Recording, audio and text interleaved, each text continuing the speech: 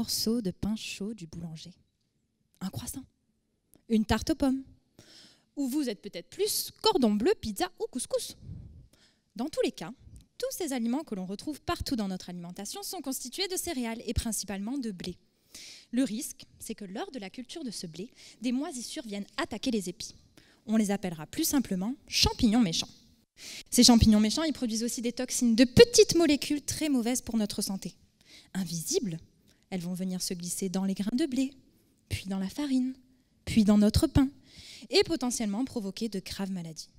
Alors, jusqu'ici, et depuis une centaine d'années, la stratégie pour lutter contre ces champignons méchants reposait sur un cocktail multipesticides dont on arrosait les champs au rythme des saisons.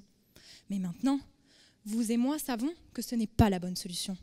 Car nous savons que ces produits toxiques eux aussi viennent à leur tour contaminer le blé, mais aussi les êtres vivants, l'eau et l'atmosphère. Pas top, hein, 100 ans après. Il fallait donc proposer d'autres solutions aux agriculteurs pour les inciter à ne plus utiliser ces produits, tout en continuant de protéger leur culture.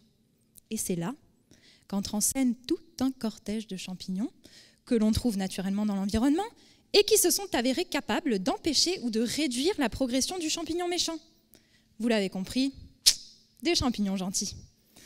Et ces champignons gentils, il en existe en fait des milliers d'espèces sur la planète et des milliers qui sont encore découverts chaque jour. Il faut donc trouver une solution pour identifier facilement lesquels de ces champignons gentils allaient être les meilleurs pour combattre les champignons méchants. Mon travail de thèse consiste donc à observer des combats entre champignons gentils et champignons méchants. J'essaye de mieux comprendre les stratégies des champignons gentils et d'identifier quelles armes ils utilisent pour mettre KO leur adversaire toxique. Par exemple, j'observe si le champignon gentil est capable d'envoyer des molécules qui vont dissoudre le champignon méchant, s'il peut le manger directement, l'empêcher de produire ses toxines, lui voler sa nourriture pour que lui ne puisse plus se développer, ou encore tout à la fois.